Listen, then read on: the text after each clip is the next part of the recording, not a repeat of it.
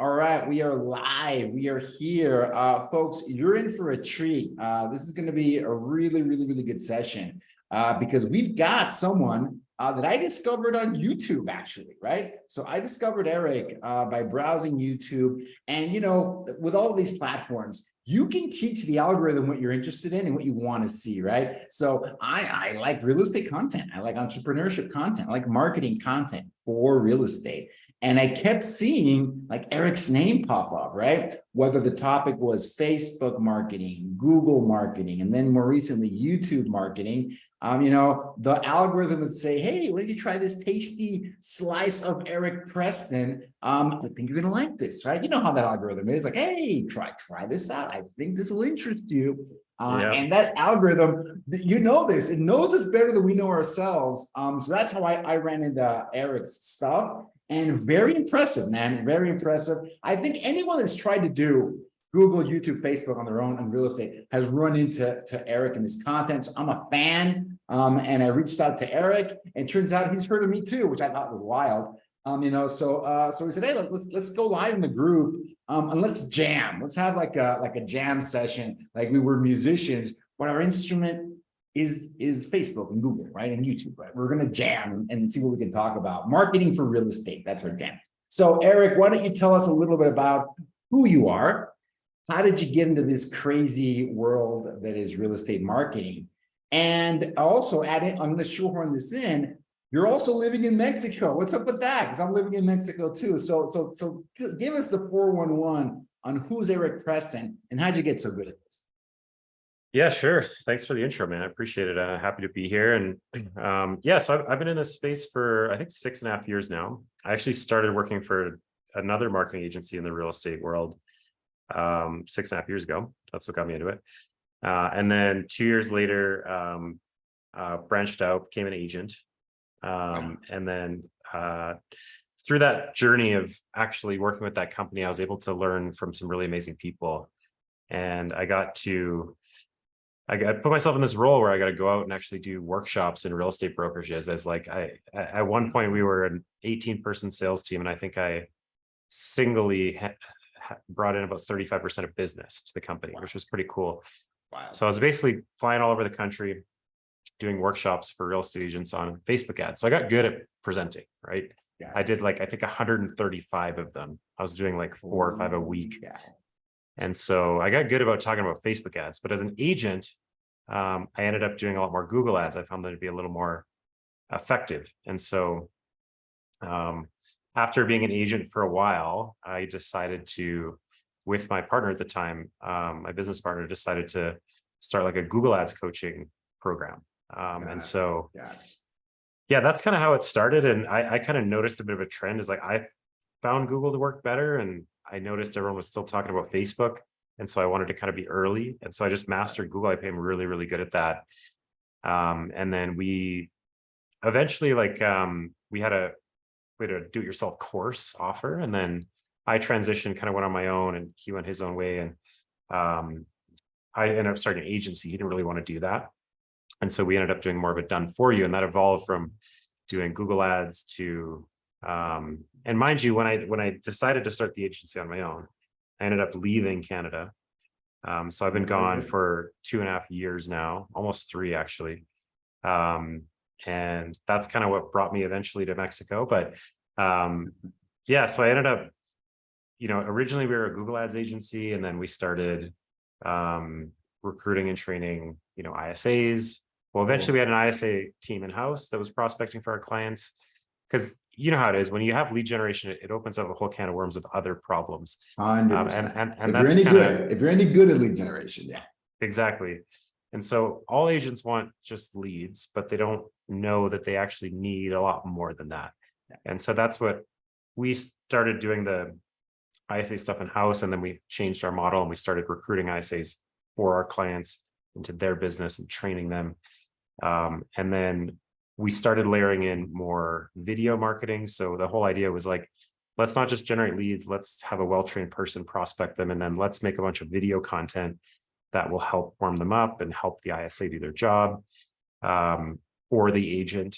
And so, yeah, that turned into a whole suite of stuff. And then we started building CRMs out for our clients, so they have proper drips and proper environments to nurture.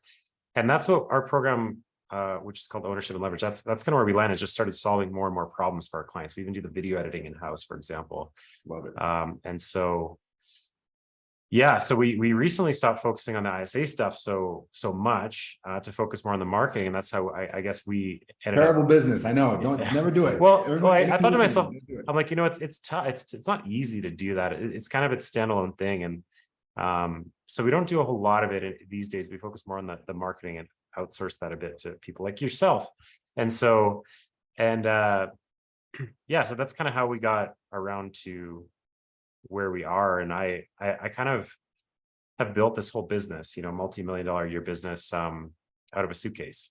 And I think that's what some people You've been find more. nomading, right? The term, you left Canada 2.5 years ago. Have you been back at all, or you've been nomading the whole 2.5 years? Yeah, I went back to Canada for 2 of my friends' weddings. I was there for 3 or 4 weeks. That was about it. So I pretty much, yeah, I when I left permanently. Gotcha. And this is the middle of the lockdowns, I'm guessing, right? I don't think it's a coincidence. 2.5 years ago, Canada was hardcore. Canada was one of those places where they definitely was a big shift. Was that the impetus, or was it something different?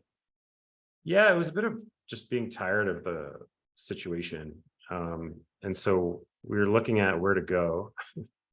With the list was pretty small. We were looking at Hawaii, Puerto Escondido, and Albania, and we ended up going to Albania.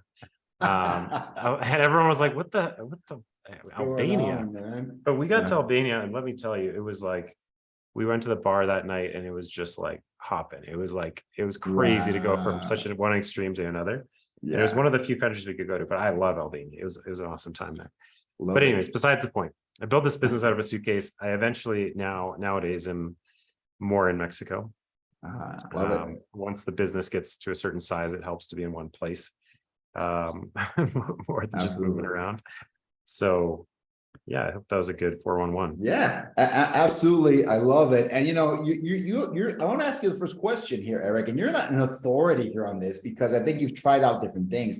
I think a lot of agents tend to gravitate towards one platform because maybe they're more native to it and they're more comfortable with it, whatever happens to be. But if you're an agent, that wants to reach more people, get them in through paid advertising, what's the difference between Facebook paid advertising, Google paid advertising, and then what you guys do with YouTube? So can you compare and contrast? I think as an agent can be intimidating. Like, oh, well, I want to do this, but I want to do that. But this one I've heard is just more expensive. Well, I bet there's a bigger difference than the cost, from one platform to the other. I think it's more complicated than that. Why don't you lay it out for us from your perspective? What are the differences, pros and cons? How do you compare these different platforms? Yeah, it's a good question. So I actually have an analogy for this. So Facebook ads and Google ads are fundamentally very different. How I would say Facebook ads are similar to is placing a billboard on the side of a highway. So when you place a Facebook ad, you're kind of geo-targeting. So you're saying, hey, I want everyone in this, which is now a 25-mile radius, which is huge. You can't really geo-target that well. I want everyone driving by this billboard on this highway to see my ad. And so why I say it's like a billboard on a highway, because when you're on Facebook or Instagram, there's a lot going on. You're looking at your friends' posts, you got stories, you got comments, you got people, everyone's trying to grab your attention, you got your partner beside you, you got your kids in the back, it's distracting. TV running around the background. Yeah. Sure. Most people don't pay attention to or see your Facebook ad, right? It's kind of like a busy space. So I would equate Facebook ads to like running a billboard on the side of a highway. If you have a really good billboard, a really good offer, catchy, it can work. But that's the style of marketing. Google ads are like a storefront. So when someone goes to Google to type in a search, it's kind of like someone walking into a store. You walk into a store with some, what I call intent. And so you may just be looking at stuff you can't buy. You might be a window shopper. Of course, you're going to get that. But you walked into that store. So there's some intention there. Why'd you walk into that store instead of the other ones? That's what it's like when you go to Google and you type in a search. And so with Google ads, it's fundamentally different because you can target anyone in continental North America. You could target anyone in just the US searching homes for sale in Seattle. Or you could just target people in Seattle, or you could just target people in Washington. It gives you more flexibility because even though Google introduced some restrictions, like you can't target by zip codes, it doesn't really matter because people don't search by zip codes. They search with city names. So if you're looking for real estate in like Bellevue or Seattle or Malibu or whatever it is, people are looking by that search term. So you don't even need to target their location so much as the keyword. And that's the fundamental difference. Now, so that's Facebook and Google. I don't have a good example for YouTube because for YouTube ads anyway, but YouTube ads are probably the most interesting. And this is something that we're launching. Well, we've already launched quietly, but we're going to do a splashy launch soon, our YouTube ads program. But YouTube ads are really interesting. And I don't have a good analogy for it yet. I got to think about that. But YouTube ads are cool because it's like the only type of advertising where you can literally run ads on your competitors' stuff. So like if you have a YouTube channel and you're another marketing agency, for example, like I can run an ad on your channel. I can also run an ad on a specific video. So if you have a really popular video, I can run an ad on that video on YouTube, like a pre-roll ad. I can run it on the channel. I can also run it on keywords though, or you can stack these things. I could run it on Gustavo's channel if they've searched a certain keyword. So there's all this layering you can do with YouTube ads, which makes it a lot more intricate and interesting. But YouTube ads are very hard to execute, and we can get into that maybe a bit later. But yeah, definitely. Because I have a feeling, this is my intuition, because I've mostly done Facebook and Google, right? And way more Facebook than Google. That's why I don't consider myself an expert.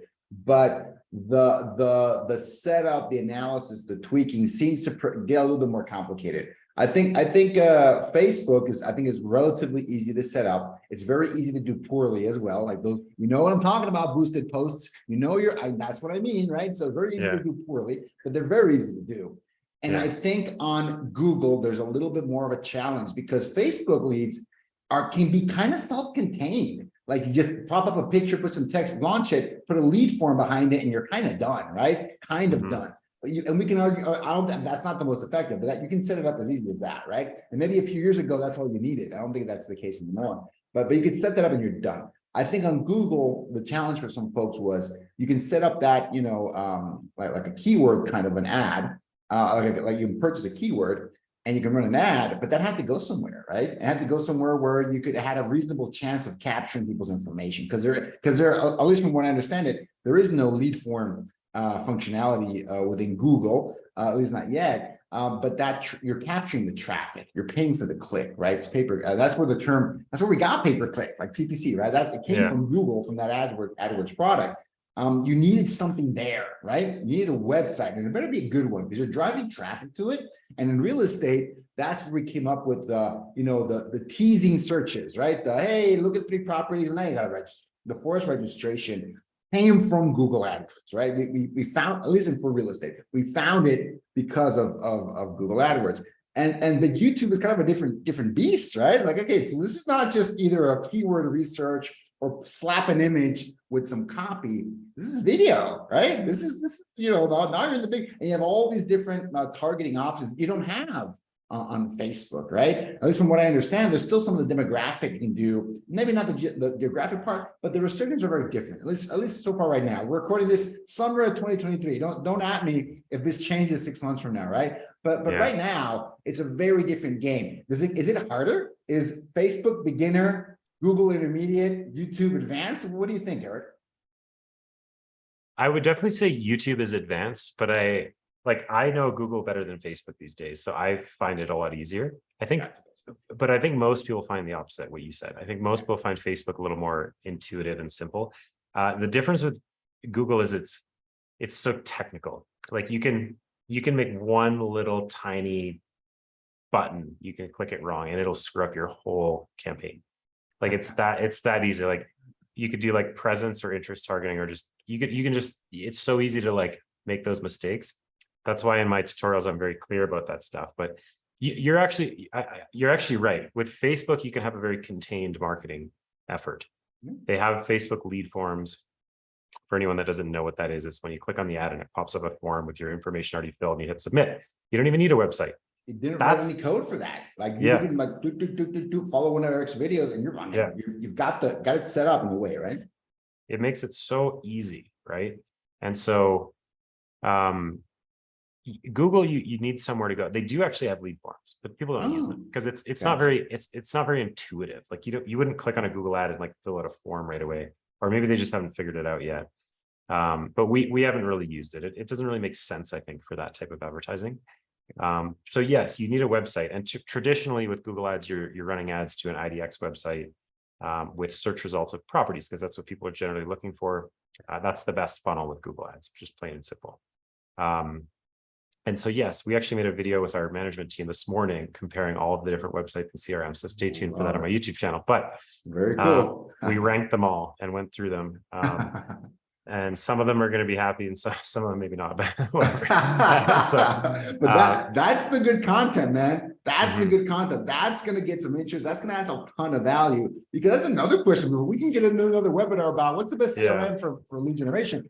Oh, that's a really good discussion. Let's put that to the side. I don't want to don't at me for that one either. But yeah. And so Google Ads is nice because your ads just blend in with the rest of the search results, and a lot of people just click them if they say the right things. But yes, you need to drive that to like a solid IDX website that's going to actually effectively collect leads, right? Facebook's figured out the lead form. It works great. It makes a lot of things really, really easy. YouTube ads, much more complicated, because with Facebook, you're getting people's attention with text and images and sometimes video. With Google, you're getting it with pretty much just text. So there's not a whole lot. You need to think through the psychology of a Google ad. How do the keyword searches relate to the copy in the ad? And how does that relate to what they see on the website when they get there? It's more of a psychology thing. Facebook's more the grabbing their attention with the text of the image, getting them to fill out the form. YouTube, you have to use video. And you have to take them away from the video they're trying to watch and watch your ad, which is not easy. And I get people telling me all the time, like, we spent 200 grand last year on YouTube ads. And like I never watched YouTube ads for whatever reason. I watched yours. And I'm like, that's because I used a proven formula, which is what you need to do. And so YouTube ads, you need to drive those ads to a funnel, like a really good funnel. It's not just like you run YouTube ads to your website. It's like you got to run YouTube ads to like a really, really strong funnel. Arguably, you have to do that with any advertising, but I think YouTube, it's especially. You can do a funnel in all three. I agree. Yeah. Right? But I mean, 90% of what's out there for in my experience for Facebook is lead forms, and 99% of what's out there for Google PPC is idea. I mean, that's just, it's just that. I mean, you can put it anywhere. Agreed. I've done this myself. But like 99% of the state of the art is that, right? So yeah, totally. and it works. People do it because it works, and it's relatively simple to set up, right? So that's. But YouTube is kind of. It definitely seems like more complex, more complicated. How would you compare? Here's the real question we want to hear. How would you compare results from you can get from Facebook, results you can get from Google, results you can get from YouTube? And and you can take that question however you want, right? Maybe it's like cost per lead, cost per acquisition. Is it engagement, quality of leads? I mean, take it wherever you want. So how do you compare those on that front? In my experience, I won't compare YouTube because I think it's a separate thing, but in my experience between Google and Facebook is Google will have about a 3x return based on the number of leads. Facebook, you can often get lower lead cost, but they're very top of funnel, and arguably Google's top of funnel too. Remax did a study on that. They compared their one whole year of Facebook versus Google. They don't run the best ads though, mind you. And they had about a 3x better return on Google. Now, it really does depend, because like with Google, you have search intent, meaning a lead that drives by a billboard is not as good as a lead that walks into a store. Correct. Like people that go to Google search actively for the thing. Property. So it shows you right away that they're somewhere in the journey. In Facebook, you get more probably just like looky-loos, curious people. But again, if you have a really strong offer on Facebook, you can make that work really well. I actually think Facebook is better for sellers. I don't love the buyer-seller marketing. concept, but arguably, like, if you have a really strong offer, Facebook can work really well. I got you. I got you. Google, I think you need to have, all of them need to have a really strong follow-up process, and nurture process, but Google especially. Like Facebook, you can kind of have like a really strong offer. And one of the differences is this: if you have a good offer for your ad, people might be expecting you to reach out to them. With Google, if they sign up on your website, they're not always expecting you to reach out right away. And so you kind of got to get over that. Like, it's like that funnel where you opt in for like a free guide. You're like expecting someone to like contact you, or you're opting in for like a specific offer or something. Google is more like, I'm signing up to look at properties. Why are you calling me? I didn't ask for a call, right? Exactly. Yeah. So you got to just get, and you know this, you're in this business, but like getting over that is one of the single biggest factors in how effective your Google ad strategy will be. Can you get over the, oh, I'm just browsing, I don't want to talk to anyone? Can you get over that? That's why I talk about that a lot. Like, can you overcome that objection? It's an objection, right? If you can overcome that objection, like, you'll get a lot farther with Google Ads than most people. Yeah, 100%. And and the reality, Eric, is that you can get that objection with Facebook too. Right? It's not like you got to kind of figure that out, and that's on the conversion side. But sticking with the marketing end, you also mentioned this other way to slice this space, which is seller versus buyer. Right? What are your thoughts on that? Seller lead generate, like seller focused marketing, seller focused ads versus buyer focused marketing, buyer focused ads. What's your take on that? I don't like it. I don't like buyers. Like, this is how I think of it. Buyers and sellers aren't niches.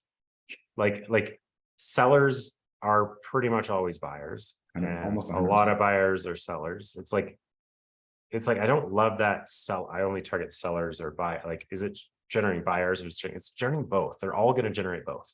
And so arguably, in my experience, focusing on just generating like home valuations doesn't work as well as generating something people want, which is properties, looking at properties. And then you just figure out that like 35% of them have something to sell. It's a much better funnel than just running like ads focusing on how much your home is worth, in my perspective. I love, so thank you for that. Thank you, because for me, it validates a lot of what I see this on the conversion side. I don't have, I don't run I don't compare this on the marketing side. I see it on the conversion side though. Cost per lead, much higher for these home valuation ads, much higher. And if you look at the legitimate homeowner with any kind of intent to sell, the cost is just really, really high. And the conversion rate is lower, right? So again, I don't want to knock that they don't work. It's just, you got to invest much more money and much more time to get that result, right? And you said it, Eric. I mean, when you're generating buyers, it's not just renters or first-time home buyers. That's not the only thing you're generating. Yeah, I agree. I think it's really expensive. Yeah. Especially with Google, like with Google, you're bidding on keywords people don't search for that much. Like, people don't often go to Google and be like, what's my home worth? Like, it happens, but not nearly as much as homes for sale in X area. And so in some markets, what happened in the last 2 years, when inventory went really low, is everyone and their dogs all of a sudden was like, I want sellers. I'm like, yeah, everyone wants sellers. No, And so what happened is everyone started running home valuation ads. So the keywords, what's my home worth, for example, is one of the keywords, went up in cost because everyone started bidding on it, because it's a bidding war. Google ads, you're bidding on keywords, right? So in some markets, there's way more people paying money for Google ads. And in some markets, there's way less. And so that's what determines your lead cost. And with the seller stuff, we actually stopped doing it because we just stopped recommending it. We're like, guys, the ROI is not. I feel. I mean, I'm with you on this. I'm with it because I saw that I saw the exact same thing on the conversion. Yeah. The exact same thing. I would go, holy cow, you're not getting. How are you? This can't be working, right? How much does this cost? Oh wow, because the numbers were like down. Meanwhile, on the buyer side, it was very consistent. We could see very predictable results. Totally. Here's a gold nugget for anyone watching. Focus on generating people looking for homes on Google, not people looking for what their home's worth. Focus on people looking for homes. And if you really want to generate sellers, make some really good videos about how to get more money for your house and automate this delivery of those videos and send them to those people. And if people like what you have to say, you'll find you'll generate a lot more sellers out of that. 100%. I like that. I like that. That's a marketing strategy. Like, that's something much better because you're focusing on getting people in an audience. You're building an audience, right? And then you're nurturing them with content, right? That is, I think that can give you a much better. That's a longer term play, though, right? It's a little bit of a different strategy. You're going for like a longer term play, that nurturing. So, but that's different than what people expect from these home valuation ads. They expect come listing kind of leads, right? That's just not what that produces. It's just a complete, kind of very different kind of thing there. So yeah, I'm glad you touched on that because I think that I see that issue, different facets of that all over the place. So but let's touch on the topic of like that, you're generating the lead and kind of what happens after that, right? After that lead generation has happened. You mentioned this concept of funnel, right? Like, hey, and then the fact that YouTube is like a must, and the other ones is like maybe an extra. What do you mean when you say funnel? Maybe some people are not familiar with that term. And then what happens when that lead has been generated, that conversion process, right? Because I think I feel is kind of the same regardless of where they came from, Facebook, Google, YouTube, doesn't really matter. But can you touch on that? I mean, past the lead generation phase, what happens after that? What do you recommend people do after that once the lead's been created? Yeah, so based on our data, 70% of leads you convert out of take all the leads that you'll convert out of your Google ads. 70% are going to convert in 6 months or greater, and only 30% of those will convert within 6 months. So it's, no matter how you spin it, it's a long game. So what we do is when you generate the lead on Google, there's a series of touch points over 10 days. So it's day 1, 2, 3, 4, 7, and 10. On day 1 and 2, they're getting a video both days. It's the same video. On day 3 and 4, they're getting a video. On day 7, they're getting a new video. And day 10, they're getting a new video. And so part of our process is just to really hit them with a lot of value-driven videos. And that's a great way to like warm them up to make your process easier. So when you do call them, they like at least know who you are if they have watched your videos, and they probably already, to be honest, made a decision about you. And so you'll know pretty quickly with people, but that's the approach we like to take as far as nurture and conversion, is really like whatever lead source you have is like really leveraging video to keep them close to you, because very few agents are doing this. I promise you. I'm sure you know that. Very few agents are leveraging video at that level. Maybe a video text, like maybe, a video text maybe. And we talk about video, Eric, do you mean like bomb video in the email? Is it a landing page? Is it YouTube? What do you mean by that? I mean, just to be like, get tactical with folks. Yeah, video, we focus on YouTube. And so we focus on long form YouTube, sending them like the first video we get them to create is like why you should use whatever their website is instead of Zillow or Realtor. The reason is, we have a whole team of support agents behind the scenes that'll dig up property on MLS, dig up information on MLS that like you'll never get from Zillow. We're not here to just sell round robin your information off to whatever agent will pay for it. Like we're actually like here to support you. And so if you want a showing, like click this button. If you want to save your search, we'll help you with that. We'll help you dial it in. Like we'll help you find information you didn't know was there. Like we'll do all this stuff for you. That's kind of the first video, strategically speaking. So like making your website sticky, because the reality is most buyers are using 3 or 4 websites, and you have to accept that. And they're going to work with whatever agent proves to them worthy. So like, what are you doing to show them that? If you're the type that's running any Facebook or Google lead generation and you're just saying, I can't convert anyone, I'm just losing people, they just ghost me, it's like you're not doing enough to show them that you're worth working with. Like that's generally the answer. And so they're giving you feedback. You're just not perceiving it, but they're giving you feedback. That ghosting is feedback, right? Totally. They didn't feel compelled, interested, they didn't feel supported, they didn't feel understood, they didn't feel like you were worth having that conversation with that. And again, I want to hurt anybody's feelings, but that's just being, we're coming from contribution here. It's real, right? They are giving you feedback by that ghost. Yeah. And like, we like YouTube for tactical reasons, because you can put a link to a YouTube video in a drip campaign and that'll automatically deliver ongoing. It's not a custom approach. Customizing your approach is essential, but we want to automate some of it so that you can effectively take those more tailored approaches to people who are really active on your site or are engaging with you. And like sending customized videos is great, it's phenomenal. But auto delivering some hard hitting videos that are going to just deliver some value to them right away. I love that. I love that. And it's no, yeah, that's a really good. Those are great nuggets here, folks. I mean, can't complain. Eric's bringing the fire, right? So I love that. And how does, because you have a lot of experience with this, how does an ISA fit into this process, right? Because you've got the automation, you've got the content, you've got all these different parts of the conversion process. Where does, and you've used ISAs extensively, and your clients have used ISAs extensively. Where do they add the most value in this process? I look at an ISA like I look at an admin. It's you're buying back your time. So like an ISA is going to buy back your time prospecting. But I think the play that we've found to be most successful is like do the work yourself first, then buy back your time with an ISA. It's hard. And we've found this, and I'm sure you found the same thing. Like you don't have the right to manage someone doing a job you've never done. So like if you've never done the prospecting and you don't know how to talk to people, how are you going to coach an ISA on that? So like you almost need to like do it first and then buy your time back. And ISA will help you with those initial prospecting. They'll be way more on top of things than you are because you're running around busy doing 100 things.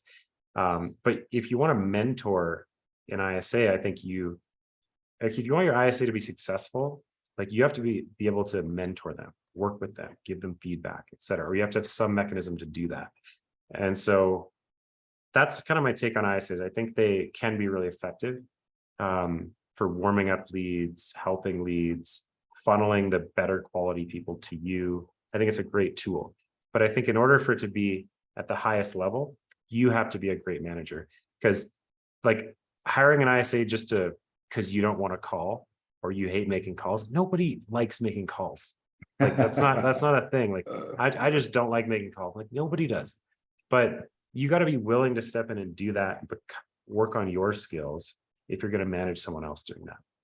Yeah, I love that. Couldn't have said it better myself. And I look at my own like testimonials, case studies that I have yet to see someone like kill it having an ISA in their team that didn't do the work before, right? That didn't have some measure of success on their own, because like you said, Eric, to effectively hand off that task, you got to know what it's about. You got to know what good performance looks like. You got to know what regular performance looks like for that matter. And you got to be able to answer their questions, right? Oh, I got a lead that said this, I did that. Oh yeah, that just happens. Keep going. That's not an issue. Like, don't worry about that.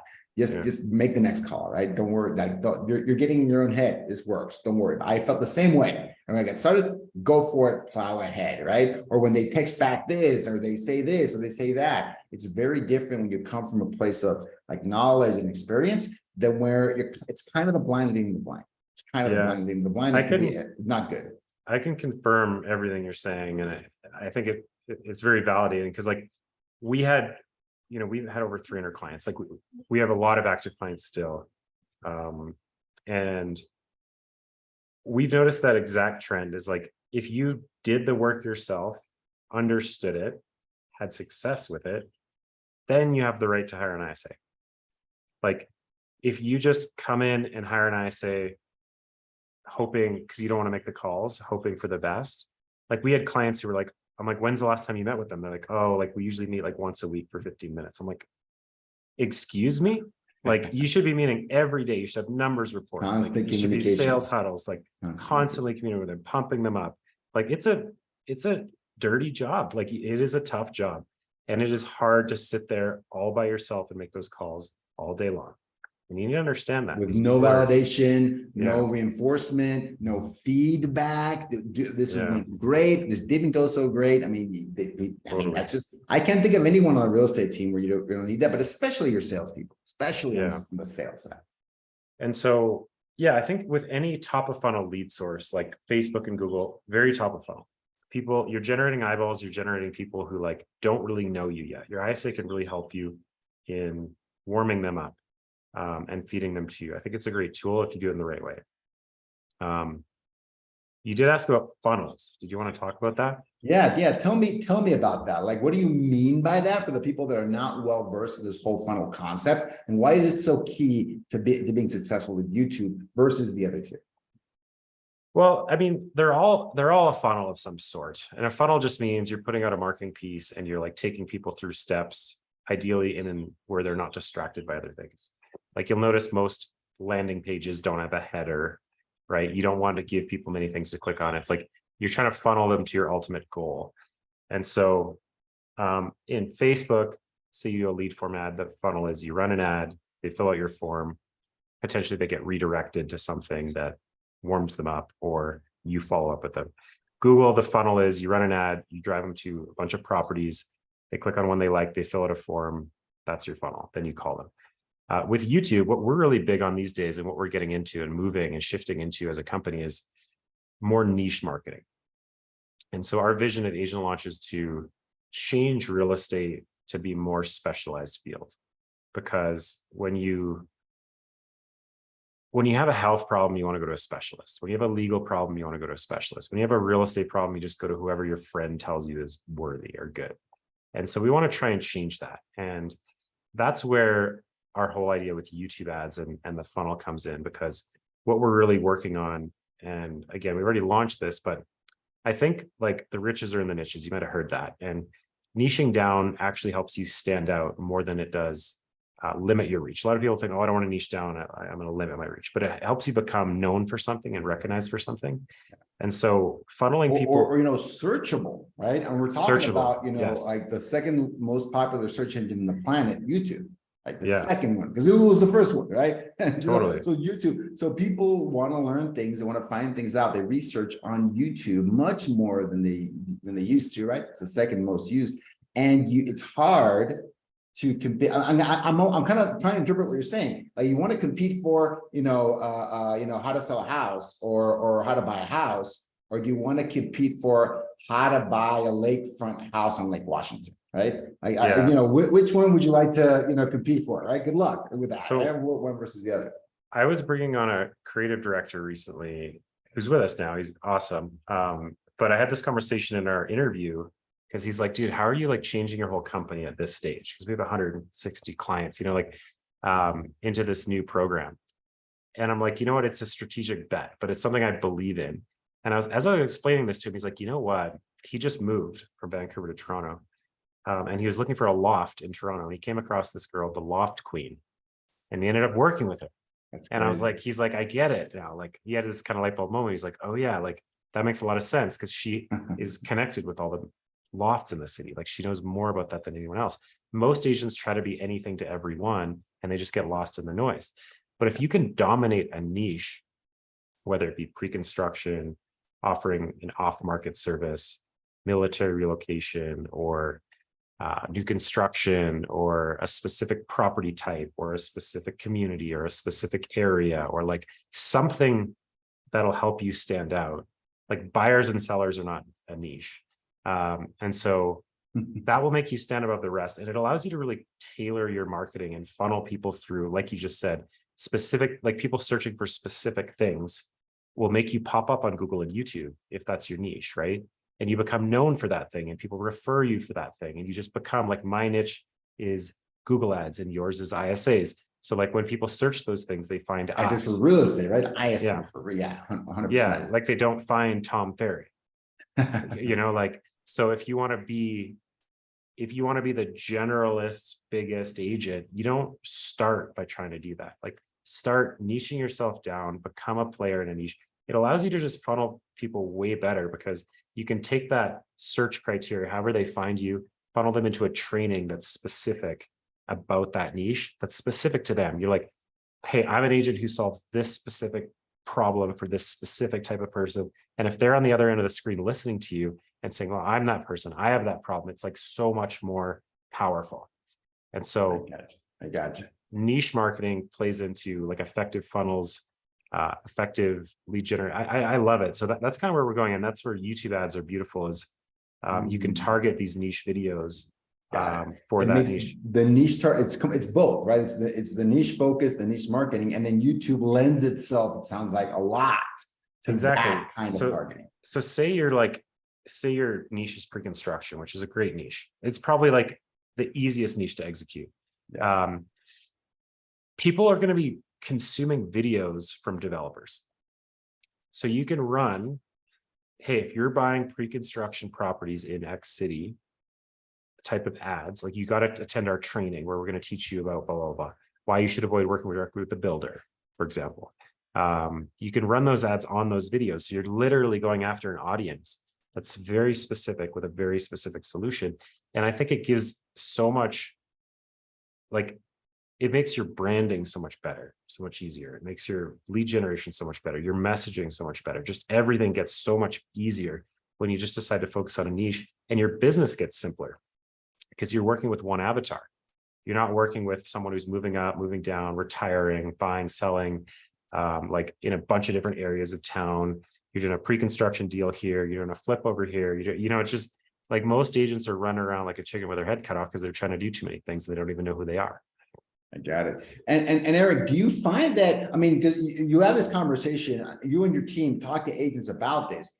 Do you find that it's a leap for them? Do they get it? Do they understand that? Or do agents need, like, I wonder how that conversation goes with agents, because again, I'm an agent. I'm still an agent right now. I'd go, yeah, but the scarcity mindset might come in saying, what if I'm going to lose all these other folks? I don't know. It seems like it takes a little bit of a leap of faith. Is that what you found? And how do you help people kind of bridge that gap of where they are right now and understanding? Because, this is a great book, E-Myth Revisited. This is exactly what you're saying, by the way. Again, because I'm almost like, this is exactly what that book is about. Is it because as entrepreneurs, want to be everything to everyone, and that's the one way to get yourself into be self-employed, not be an entrepreneur, right? So so you're preaching to the choir, but how do you help people get there, right? Because you're right, and you're historically correct. But I think, how do you help people arrive to that location? Because it might take a leap of faith. It's actually a really interesting point, because this is a conversation I have with my team, right? Is people aren't searching for, hey, I want to like establish myself in a niche and run YouTube ads to a webinar funnel. Like they're not like searching for that. So yes, they search for, hey, I just want leads, because everyone wants leads. So they search up, they hear Google ads is a good way to generate leads, and they search Google ads and they find me, and then they come apply to work with us. And then it's about turning that conversation to, hey, like, you didn't come here for Google ads. Like, you came here because you want to sell more houses. Like, 100%. We still do that. It's still an effective funnel. But like, hey, if you're the right avatar, and in our messaging, it's very specific. If you have an audience in social media of over 2,000 people, you have over 500 people on your email list, and you've done about one sale a month, like, we can work together on this. This is for you. Again, niche market, very specific about who we're targeting. 100%. We also have this other program that's more about building an audience. So anyways, people aren't going to be coming to us looking for that until I create a bunch of content teaching them why they should, which is in the works right now. And so they're not coming looking for it because it's like they don't even know why they want it yet. Correct. So I have to tell them why they want it, because I've done over $1 million in direct sales from a YouTube ads to a webinar funnel. I know this works, and I'm good at it, frankly. I've done a lot of it. And so I'm bringing that to real estate in a meaningful way where we can do so much of it for them. And I'm really excited about this program. We got our first webinar scheduled for the end of the month already, but it's all about positioning yourself in a niche. Like, make an offer so good, people would feel stupid working with someone else, right? And you probably know where I'm getting that from. Yeah, and so that's what it's all about, is knowing who you are, knowing who you want to work with, positioning yourself that way. Like, I know some guys who did, like, I'm not even going to say what niche, but did like a webinar and did like 350 sales in a year from it, in a niche. And it can be that effective. Wow. Yeah, 100%. I like it. I love that, and love that story. And a little bit of a nod. And I also want to ask you, Agent Launch, is that the real estate version of like Jim? Did you get inspired by Hormozi to like was that like a complete coincidence? I want to ask you that. Yeah, I'd be lying to you if I didn't get inspired. a little bit influenced, Yeah, because I did the classic thing at first. I was like EVP media at first, which is what I strongly convince all my clients to stay away from, like branding themselves as like Eric Preston real estate, because everyone I know learns to not like that, because it takes away your ability to exit your business in any way. And so I always encourage people to work on a brand. That was just the brand that resonated with me. And yeah, in the early days, I mean, I'd like to say I was an early adopter of Hormozi content. And so, yes, that was absolutely inspired by Gym Launch. I love that. I love that. That's great. And last question to finish this up, because I think a lot of folks have heard about YouTube, but I don't know if they've really dug deep enough to understand like the organic long form content versus the ads. You talk a little bit about that, because I think a lot, there's been a lot of agent influencers talking about like YouTube, but they've been mostly focused on the organic, right? The long form and the keyword targeting. What you want to speak a little bit about what's the difference between the ad and the organic, like compare and contrast that. I'd love to hear your take on that. Yeah, so organic videos are just you're posting videos to YouTube, ideally with the right research done, with the right titles, thumbnails, descriptions, content wise. And your videos on YouTube are going to show up in three places, like in the home screen of YouTube, which is like called the explore area or browse area, in the search results of YouTube when people search for something, and in the recommended videos on other videos. So you're trying to make content that people click on and actually watch. And the more you can do that, you're feeding the YouTube algorithm to show your content to more people, or suggest it to more people, or suggest it above other videos in the search result. YouTube organic has been life-changing for me, and it's really, really effective. So a lot of people are teaching it and a lot of people are trying it, but very few people are staying committed long enough to see the results from it.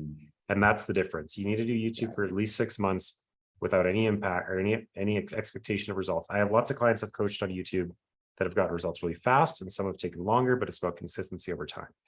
YouTube ads are you're paying to get your video shown on other videos as an ad. And everyone's seen YouTube ads. I use YouTube Premium because I think it's like the best deal on the planet. So I don't see ads. And I don't understand why nobody would use YouTube Premium. YouTube is an amazing tool, but you're paying to get, and this is pre-roll ads, paying to get in the beginning, the end, or the middle of someone's video. And so you're basically paying to get those eyeballs. And YouTube ads are really hard to make effectively. You have to have a proven script, and you have to have an incredibly strong edit to grab their attention and hold it. And you have to have the targeting right enough that they're actually interested in your ad. So it's actually hard to execute, but when you do nail it, it can be extremely effective. And all you need is one ad. It's like, that's the funny thing about YouTube, is a lot of times you'll test 5 to 10 ads and you just stick with one. Like I find on Google and Facebook, it's better to have a few in rotation. And YouTube, it's good too, but oftentimes we found we end up just spending all the most money on just one ad that just hits.